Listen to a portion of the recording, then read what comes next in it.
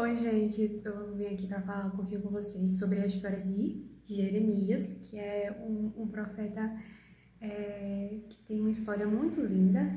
E muitas das coisas que eu vejo assim, às vezes eu fico em dúvida e eu vou ver alguma coisa que significa, e muitas das vezes cai logo em Jeremias. Então, eu passei um tempo realmente mastigando muito a história dele para entender algumas coisas. E também, né, Lamentações de Jeremias, que é uma extensão do livro lá de Jeremias. E eu fico muito impactada com a história de Jeremias, porque Jeremias ele foi chamado por Deus ainda muito novo, né, muito jovem, e ele mesmo dizia para Deus: Senhor, a mim não posso profetizar, não posso falar do Senhor, porque ninguém vai me levar a sério, porque eu sou muito jovem.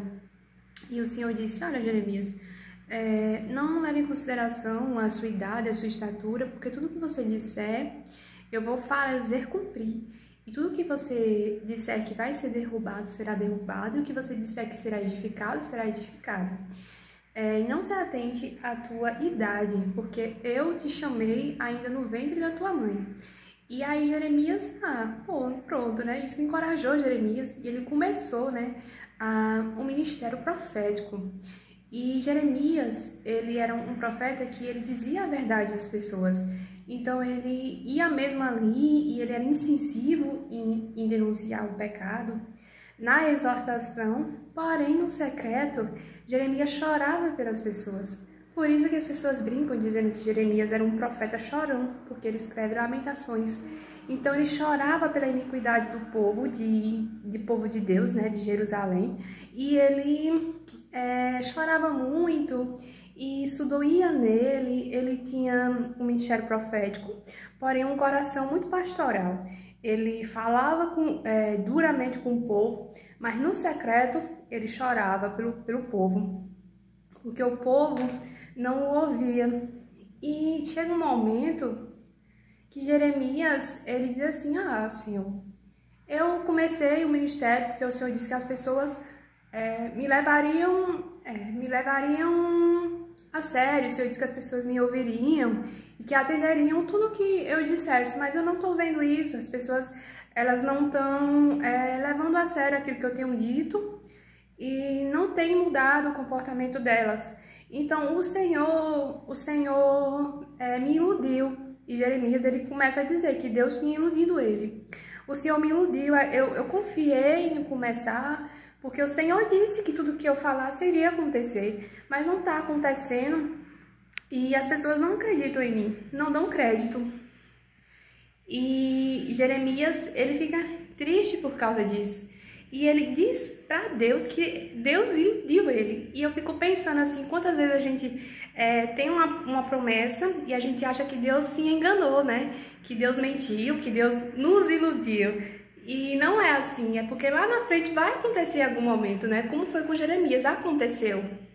E depois as pessoas começaram a levar em consideração o que Jeremias estava falando, né? Porque as pessoas não queriam acreditar em Jeremias, elas estavam acreditando em profetas mentirosos, que profetizavam aquilo que elas queriam ouvir. Mas Jeremias estava dizendo: vocês estão matando seus filhos e oferecendo a ídolos. Vocês estão fazendo escravo judeu, escravizando o judeu, vocês estão emprestando com juros altos, vocês estão fazendo o seu próprio povo de escravo. No sétimo dia é para você libertar o servo, você está mantendo o servo e você está escravizando. Então vocês estão fazendo coisas erradas, vocês estão matando seus filhos, vocês estão escravizando.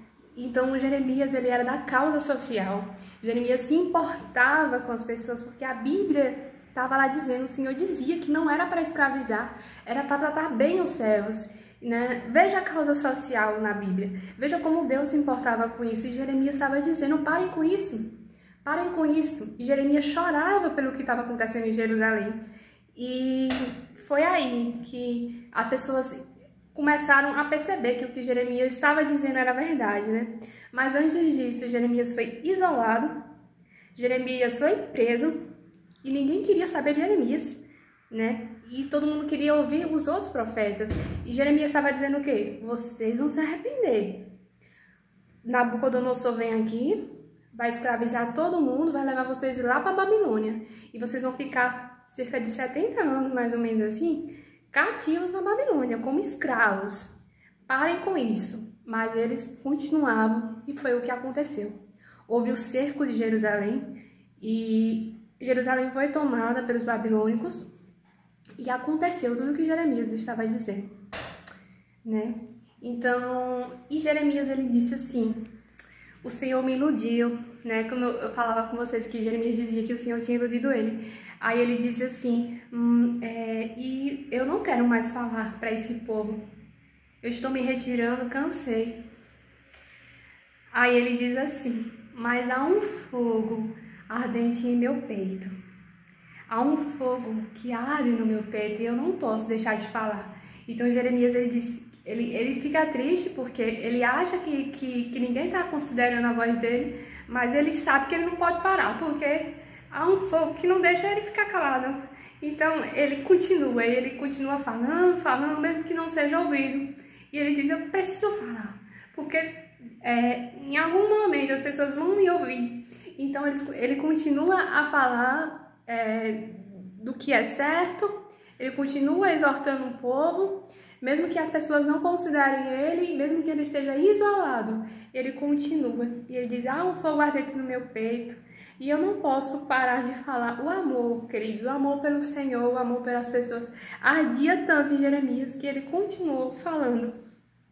E olha que o povo ia atrás dele para prendê-lo. E depois ele escreve o livro de Lamentações, que ele fala de Gileade. E aí gente, é outro episódio. Eu queria falar para vocês sobre o que ele fala sobre Gileade. E eu tô com expectativa para falar logo sobre isso. Um beijo, espero que vocês tenham gostado. Até o próximo vídeo.